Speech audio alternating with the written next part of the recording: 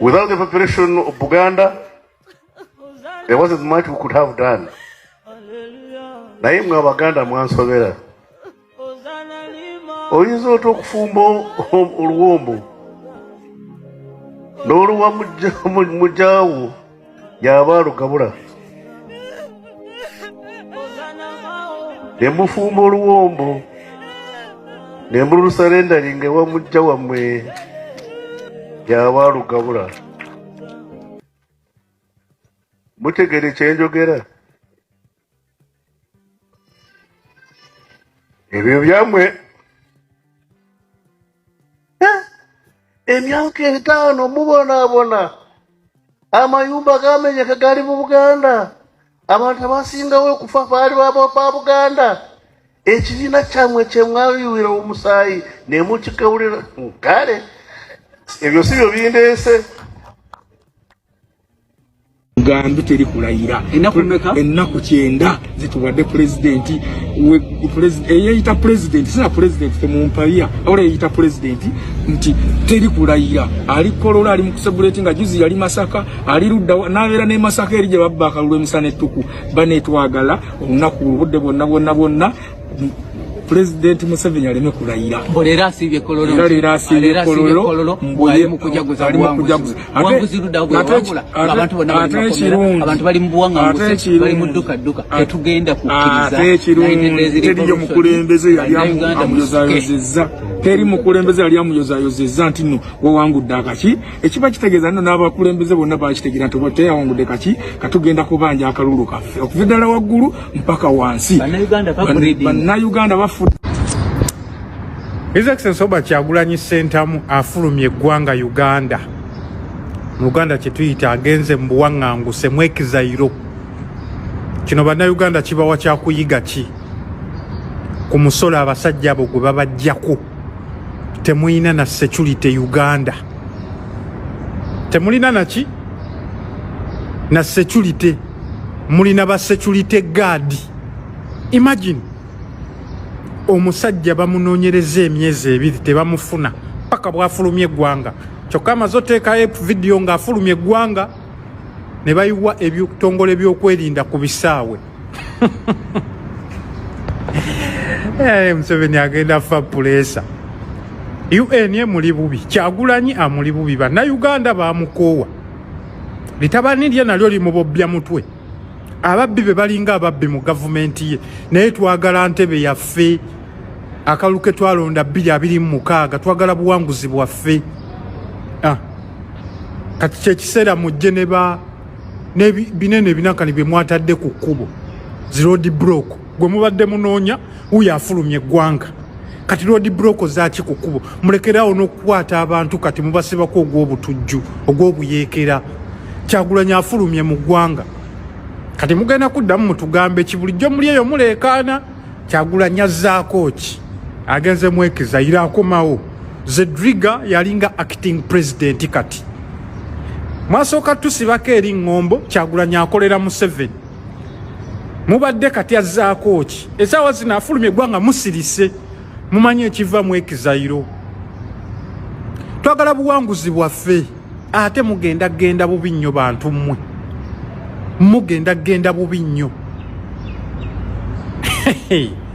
Time. Breaking news. Omukulembeze waffe Robert Kyagulanyi Ssentamu afulumye eggwanga. Yes, afulumye eggwanga era yeebazizza bonna ababadde bamuyamba mukwekweka bano ba Thailand. Yes, leka uliriza. Omusajja abadde mu ggwanga okumala emyezi 2 ng'atambula. Nga buli luvannyuma lwa wiiki abeerako ne waakulaga waali nga bwalala. Aba basajja basuula road block basooka bakizannya kuulu ne beefuula nti tebamunoonya naye nga bali mu kumunoonya n'abula ne batuuka akaseera bino ebyokuzannya kuulu ne bibaggwako ne batandika okweyisanga ki ng'ensolo. Uganda awo baalinga bakwata aba boda Butambala element kyatuuse ekiseera ng'okubeera obubezi ne element obanga zizza omusango nga buli gwe balaba ne element balowooza oyo Kyagulanyi oyo Kyagulanyi kyatuuse ekiseera bayazizza emmotoka etwala ensawo z'amanda nga n'ensawo z'amanda bazimenyamu wakati okumanya omusajja babadde bamunoonya batuuse akaseera ng'emirembe gibaweddeko ng'omusajja mu ggwanga mwali basooka akaseera ne balowooza nti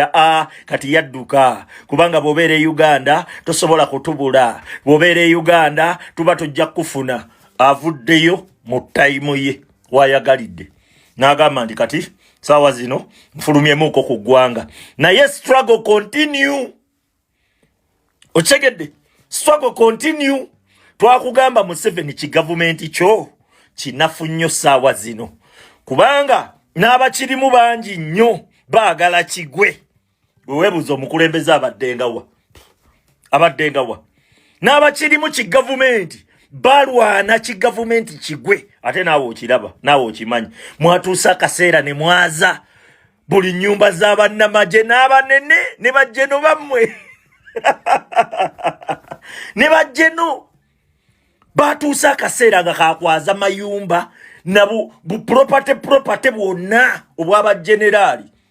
nga balaba ba civilian bateekwa kuba sibe balina ki sibe balina omukulembeze waffe Kyagulanyi sibe bamukwese ne batandika kwaza magye ne batandika kwaza poliisi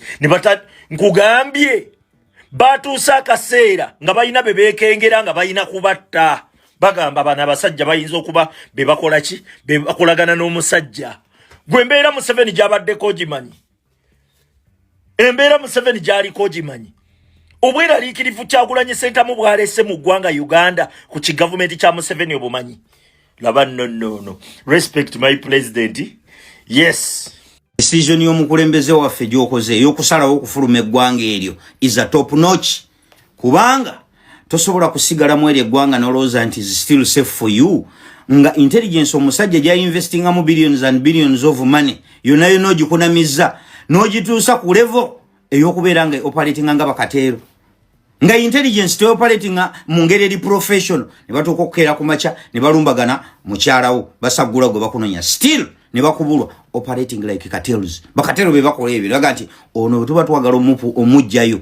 tunoonye ani gwe tukwata tulumbagane family ye bakateero ba operating bwe batyo naye intelligence eri professional eri serious acting mu ngeri eri professional ate operations zaabwe ne zibeera successful naye intelligence bw'obanga obadde ogituusizza ku eyo level still ne operating nga bakateero era ne bakubulwa kiba kitegeeza kibadde it is no longer safe for you okubeera mu eri eggwanga era nze ku side yange I'm really happy kubanga buli lunaku ffe tubadde tweraliikirira nga abasajja buli kaseera bavaayo bawuza tebakunoonya bwe contradicting nga bawuza tebakunoonya nengamba nga bameketinga nnyo ekyobutakunoonya nengamba omusajja tebamuttireeyo gavumenti nga yemaze okusiga ekifaananyi ebadde ekola PR buli wamu ng'eraga nti tebakunoonya nga bajja kikola baddire bakuttireeyo bagambe nti abantu balala be bamuse we have been always clear nti Bobi Wine tetumunoonya bakutire nze natandika obirabe ebyo nga besettinga bata buli omu ajje nayogera omanyi fe bano bannabanja fe tubalabanga baddiikuula kuba tubadde nabo naye prime minister najja naga nti Kyagulanyi tetumunoonya police spokesperson najja nayogera nti tetumunoonya ng'ekyo ekifaananyi bagezaako kisindika eri babadde tebabinnyonnyola ffe bannayuganda kuba ffe tebatutya batutwalanga bisike ya kuro naye nga mu international image bagala kulaga nti bo tebalina buzibu naye bakunoonyezeeyo bakuttireeyo nga beno babadde batambuza ekintu kyabwe already bamaze okulaga nti bo babadde tebakunoonya kati bakuttireeyo mu kimugunyo abandi baga nti abalaba alina bangi n'aba opposition bonna bamuwalana olwo bakere ku macanga tebalina ngeri gye bayinza calling out investigations kubanga abalabe bagamba abalaba alina bangi kati tetusobola kumanyani ya mose is it government nga ne opposition mulimu abakulaga nti babadde bakudisinga it would be so easy for them okumaliriza so decision yo kusalawo okufuluma eggwanga nze njikubidde mu ngalo era fene South Korea tukwaniriza jangu mukasa kali safe cameras everywhere nze buchanga mpanga ali mu kasikano kati ndi mu myaka 7 nze sirabanga ku mundu emundu nziraba waffe sirabanga ku muntu akutte muntu buli wamu security ate kikulu kye security health sector ebyobulamu top notch kuga wanogena kubeera safe means of transport bo watu yagala tambulira ko mu motoka yo ya buyonjo it is convenient public transport everywhere cost of living eri affordable ate gotoli muntu wajja kuganti onokekereza kokeza kati ate cost of living weberanga eri affordable ate kati kintu kiba kigenda kunyirira bunyirizi ati waliwo abana bagawo yonna atandise yagala kutwala president South Korea yes mbulirayo kati ensi ngo kubeera safe okusinga eno yesingo kubeera safe era gyayina okujja luli eri gundi ali muzungu yayina akagambo keyagamba nti omukisa gusanga yetegese nange ntandika okwetegeka omukulembeze ayinza okujja naga boba uptop wagambye nti South Korea is the safest country ate nga bangi wano tulinawo n'abantu abava Canada nasanga omusajja twali eyo ku beach n'agamba nti mu Canada naye amaze mu Korea emyaka 2 n'akugamba nti Korea esinga okubeera safe abantu bayayana genda Canada neno mu Canada nafe waabwe najja nawa credit enseno nti enense eri safe bikibuli kimu kyonna kyonna so for mukulembeze waffe tugena kwanirizo side eyo walya side eyo nze sinayo gye nyinza kulya gye nganti obajja onobeerera safe nze mpulira wano jja kubeera safe so I'll be happy for that era katukusabire mfundikira nange nebaza abantu abakumi omukulembeze waffe abamusuziza abamulisiza abalusatuukiddemu mu bizibu byonna mubadde ku good cause era ye omukulembeze mukumye successfully wadde mukaseera wabadde nga yekukumye video zabadde akola abamuzibadde abantu abalina muka humanity nga tezituleka kyekimu vula boli ayinza kubuza laptop obadde obuze nga toyinza kulabya ebyo toyinza kulaba abasajja balumbye mama solo bamukoze bwebityo omukulembeze omulaba mu butambi nga afaanana bwati omuntu ngali muka humanity owuliranga oli broken nzewe mpuliranga ndi broken ebiseera ebisinga neewumuzaamu obutakola ki obutayonoona kubanze bwembanga ntabuse nga ndimo mbanja kuonoona byonna byemba naye bagaye kino ekyana kyayonooneka so osalawo n'owummulamu nga buwetereza mentally so thank you so much I'm out Bannayuganda bannange mwenna eno video mmunagirabira nja kuba maze okuyitamu ngeze bweru w'eggwanga okwatagana ne bannaffe ab'enjawulo n'ebitongole eby'enjawulo okola emirimu egy'enjawulo naye ng'emirimu egyo gyonna gikwatagana na struggle yaffe y'okununula eggwanga lyaffe Uganda era nga ku kiseera ekituufu nja kukomawo nate okwongera mu maaso n'emirimu era n'ebitutambuza byonna ebya struggle y'okutaasa Uganda yaffe. Njagala okwebaza mwenna bannayuganda bannange abankuumye ne munkukulira ebbanga lino eriweza kumpi emyezi 2 nga gavumenti ya Museveni amagye ne poliisi bannoonya naye nga tebasobola kundaba. Mwenna abampadde ku kyokulya, mwenna abampadde engoye ez'okwambala, mwenna abansuzizza nga mu riskinga ebintu ebyenjawulo mwebale nnyo mwebalire ddala okuntaasa abatujju abo okubanga kati nkyali mulamu.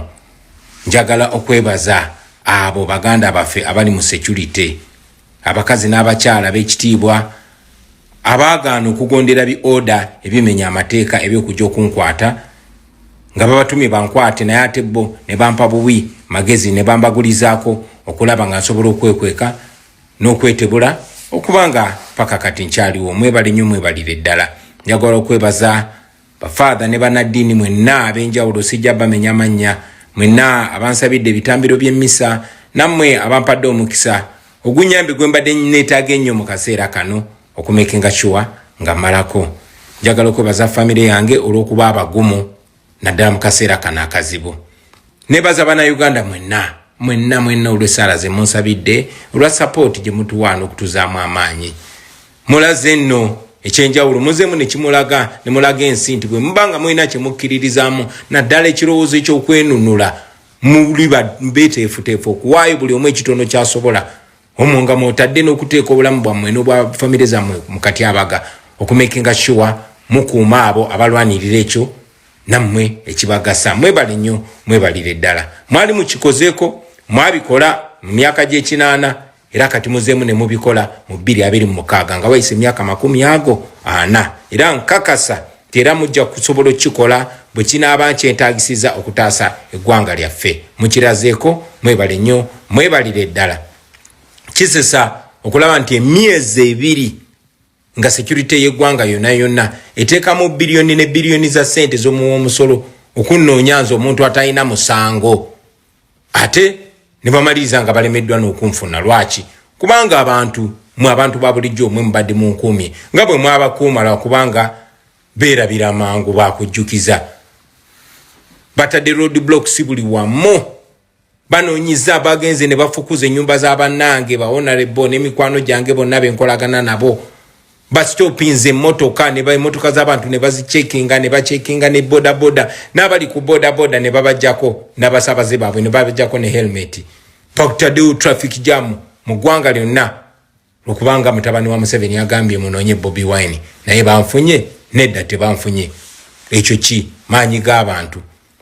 Balumbaganye ennyumba z'abantu ab'enjawulo just ennaku 2 eziyise. Balumbye ennyumba ya personal assistant wange Don Sheriff Najja nga banoonya bwe batasobodde kunfuna oba yo kumufuna ne bawamba mukyala we nakati mukyala we bakyamukutte. Kyomukisa omulungi ebyo byonna byabaddewo nga biri ku kamera nga bwe tuze tubagamba nti kamera kye kyokulwanyisa kyammwe. Mwalabye bano ba police officer abaali bankuuma mu campaign mwenda mulamba babakwata ne babasiba bwe bavuddeyo ne babagoba mu police with disgrace oba mu olw'ekikolwa ekitalina kitiibwa naye nga kikola ki kye bakoze kugaana kubeera bambega na kulemererwa kunsibira waka eje nadduka nga banumbye nga 16 January kyokka nga bo omulimu gwabwe gwali guwedde nga 15 era ne bamperekera ne bazize waka officially ne baba withdrawing naye bakulaga nti babakutte. So njagala bagamba kino bana Uganda akalulu ka 226 nga bwe mwalaba ffe twali tukawangula Museveni n'akola vulugu yena gwe yakola okulonda ne bakufuula ekisekererwa ne bawamba buwambi kakati ali mu kubukuta ne kye bayita legitimacy n'obuswavu kubanga tewali yamulonda. Mulabye nze siri waka kubanga batulumbagana bannumbe waka kunakule 16 January nze nabatolokako mu Robert Dobb style naye era bayitawo ennaku ntono ne bakola olulumbagano olulala. Olumbagano olwo bakola ki? Bakuba abantu bange ne bakuba mukyala wange n'abantu baffe ab'ewaka ba family members ne banyagulula ebintu byaffe ne bono n'ennyumba yaffe ne bawamba amaka gaffe mwe badde babeera paka kati enju yaffe yeetooloddwa maje. Nsonga ki gye bawa? Tebakuwa nsonga kyokka be buli kaseera bagamba tebali mu kunoonya naye waka wange bafulawo barracks. So eyo ensonga lwaki kinetaagisiza okuvaako mu ggwanga akaseera akagere ate ngende nkole emirimu eyo egy'enjawulo nga bwe twabagamba twagaana okupowa nene tugamba nti tugenda kulwana si kulwanira Uganda yokka wabula ne international ne mawanga amalala gonna era mu bintu bye twagala okukola twagala kupushinga tulabenga Museveni ateekebwako natti ez'enjawulo n'abo bakolagana nabo okutulugunya bana Uganda n'okutyobola eddembe ly'obuntu. Twagala negana mawanga agavujirira Museveni sente zakozesa okutta abantu nago galekeraawo ezo sente galekeraawo zimuwa ate tegakomaawo bwe gaba gasobola galekere ddala gakatinga eddala ties ne gavumenti ya Museveni e Uganda. Mu nnaku eziyise muze mulaba nga ensonga ezo tuzikwasaganyiza nga tuzogererako ku platforms ezo ez'ensi yonna naye nga tubeera virtual, tubeera ku simu, tubeera ku kamera, tubeera ku video ne kati njagala kutuukirayo ddala era njagala okukozesa okumukisa guno okutegeeza ba comrades bonna abali mu diaspora tingenda batuukako nammwe bakulembeze bannaffe abali mu diaspora tugenda batuukako mu nnaku ezo ezijja maaso. Tweteketeke okumakinga sure tukonkona ku buli nzigi okumakinga sure tu mobilizinga bannaffe nga tu organizinga tu pushinga back dictator tulememu wakawewevu tumakinga sure tumugonza paka tunamuja mu ntebe. Njagala mumanye nti ba dictator abo nga Museveni naddala Museveni in particular sente zimuyimirizawo government ye bazimuwa mu linnya lyammwe mu linnya lyaffe mu linnya lya Uganda. So bwe tutuuka eyo abamuvujirira ate ne tumakinga sure tumutema enteega tusobola okukola ekyamaanyi. So ekyo kye twagala okukola ekyo kye tugenda okukola era ba comrade bonna abali mu diaspora tujja batuukako mwabali e Europe mwabali America mwabali mu Africa tugenda batuukako nga siriwo Deputy President waffe wa Northern Uganda Dr. Lina Zedriga yagenda okubeera acting president w'ekibiina kyaffe kya National Unity Platform nga maze okukola emirimu gyenyini okukola nga tumaze okumakinga sure buli wamu tufefetawo nga tumaze okukola okumakinga sure tufightinze government eyo ku international front era nja komawo ewaka kuba siina musango bankole kye baagala okunkola Regime ya Museveni ng'ensi yonna eraba kubanga tekimenya mateeka okwesimbawo ku bwa president. Naye mu kaseera kano njagala obasaba mwenna musigale nga muli gumite, musigale nga muli bumu era mumeere n'essuubi kubanga Uganda ejja kununulwa era ejja kununulwa ffe bana Uganda. People power, our power. Our power, people power. Abalungi abatuuliriza era abatulaba olunaku olwaleero tuchaddeko ewa Sheikh Ashraf Dembe. Sebo sanyusa okubalaba amannya agange Seeka Ashraf Dembe akola ku bizibu by'enjawulo omuntu singa balina ebirwadde musomereddwa tumwa amazzi ga lukuya nga bw'obadde ogalaba tugenda abantu ku kyoto ne twokya emizimu emibi egibabaamu n'okulombeddwa abantu singa abeera ng'ali wano atuuse nsobola okumulombeera edduwa ne waba atatuuse nga mpadde amannya ge naye ng'ali wala naneetaase enamba yange yeno eri 0707763711 namwe banyinaffe abali ebweru oyagala okuba nti oyagala okulombera ku dduwa ng'olina ebizibu visa zibuze amaka gakolongotana sente zikola zimpita mu ngalo ojja kumpeereza ekifaananyi kyo n'amanyago ebyo byokka bijja kummala nja kukulombera edduwa ojja kutereera olunaku olusembayo mu mwezi mba n'edduwa eyawamu ffenna n'abalwadde bange abakadde n'abapya. Salaamu alaikum warahmatullahi wabarakatuh. Eno breaking news yo tebangawo. Eno yo breaking news bagiyita double. Ladies and gentlemen,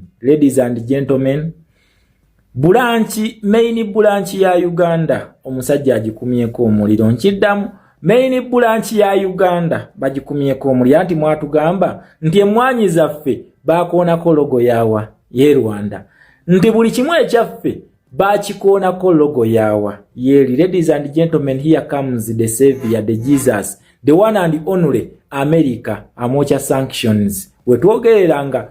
Paul Kagame owa Rwanda agambye ambassador wa America asibe ebintu bye ne embassy yaabwe bagifulumye eggwanga lya Rwanda. Nkiddamu amugambye asibe ebintu bye with immediate effect ne embassy yaabwe efulume eggwanga lya Rwanda. Era n'agamba nti noona ali mu Washington asooka asibe ebyo byakomewe waka. Kati ennyonyi zino zigenda kweyisa bweziti ennyonyi zigenda kweyisa bweziti. Eno Rwanda Air, eno American Airways. Kati American Airways egenda kuteekamu ambassador waabwe ng'emutwala mu America. Kati ne Rwanda Air nga naye leeso wawa bagenda kweyisa. Ladies and gentlemen, tugenda muni Uganda. Come rain, come sunshine. Nabagamba nti bano bebeerijjako kino kye bazannyirako ekijja si muntu mbadde mbasaba mukwate byodi buloko byamwe byo mubijje ku makubo mujje balakise w'omusajja mugende mu dialogue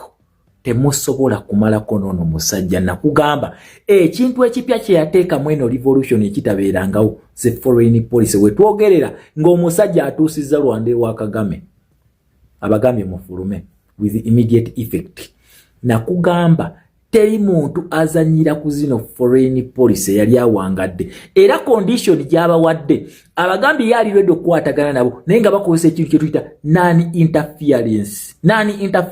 Nakugamba nti non interference policy is a communist policy ya Russia na China nti ojja kujjota abantu ojja kujja okola ebikolobero byo nga tebakugambako. Naye ne ya America bagita direct intervention policy. Direct intervention yetya whereby foreign policy can intervene into domestic policy. Ne bagamba nti kweno stage temwerima nti musobola okusituka nga zino foreign policy tunazitereza kuziteeka kuziteeka mu game yazo oba mu gundi mu position yazo wezirina okukolera senga tusituka nga ziri actinga buli actings ne tuyiwe ekintu kino kye nabagamba ne mbagamba just give it time mugenda kubiraba nga abasajja bano bakaaba nkugambye abagambye bafulume okitegera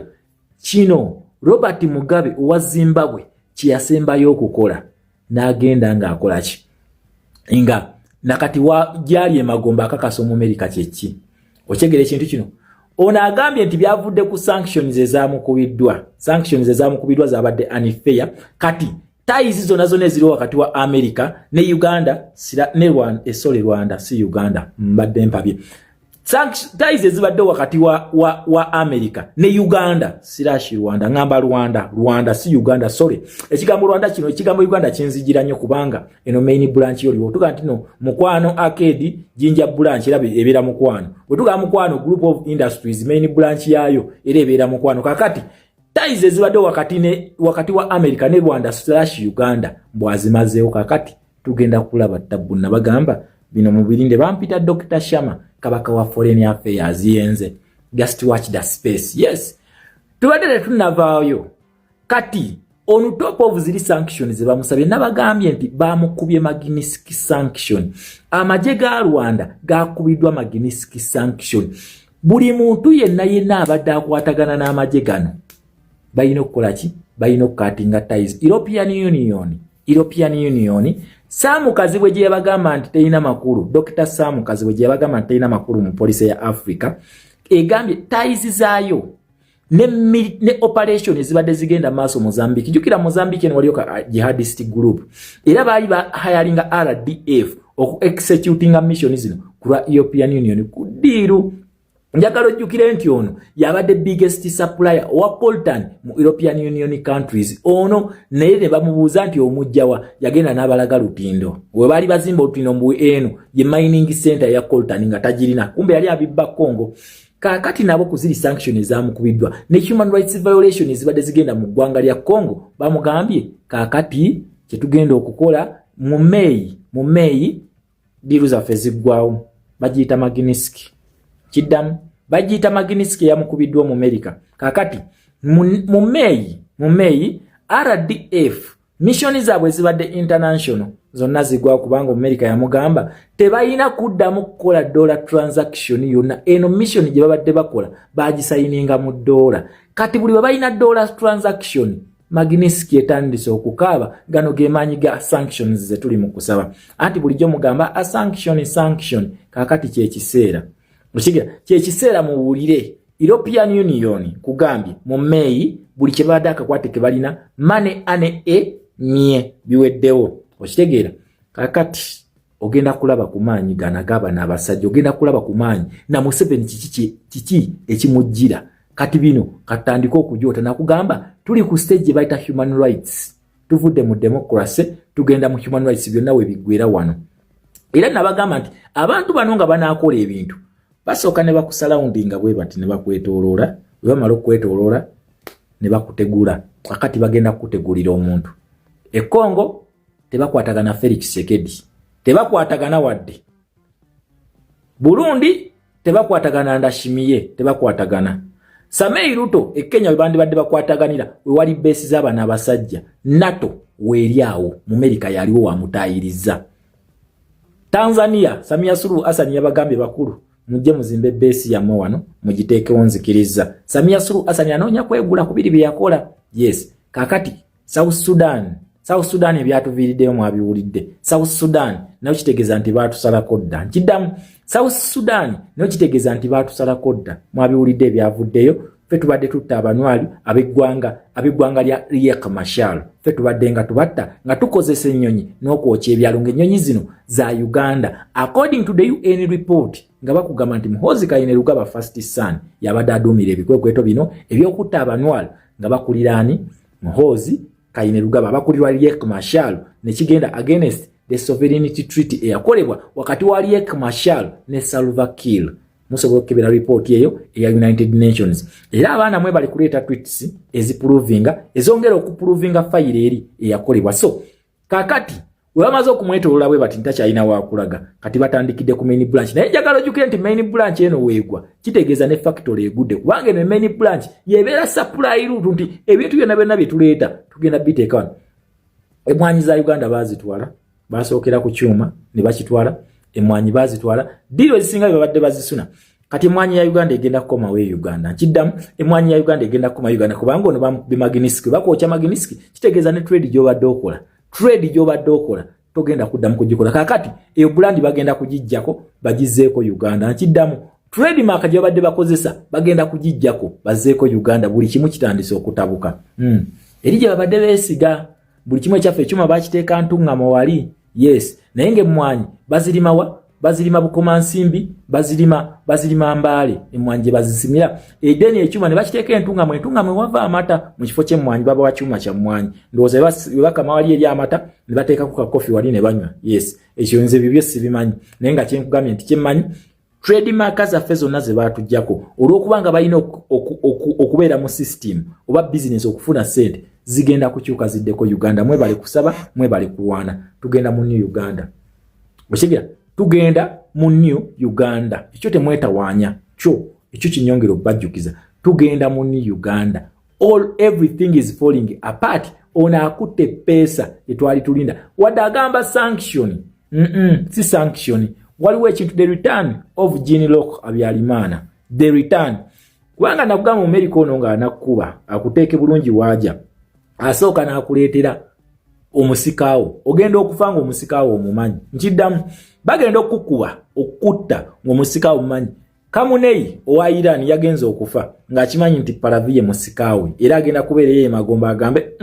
Palavie musikaawe agenda okunsikira ye magomba yagendize n'agamba Kamunei timunange gye wandeka abasajja baatuleetedde omusika Iran eddayo mu kingdom kakati noono naye bamuleetedde Jean Locke Habyarimana yasinze okuvaako ebizibu n'agamba embassy y'omu America ekoleki efuluma nena okugamba eno bagita direct intervention policy aidha ogenda kugivaamu na musaayi oba ojja giwaayo ku mirembe ono kino kyakoze aidha agenda ku surviving agenda kulwana paka last kubanga FCLR former FDLR wali training jerimu ya America ya Belgium na mu Faransa so mwebale kusaba twegwe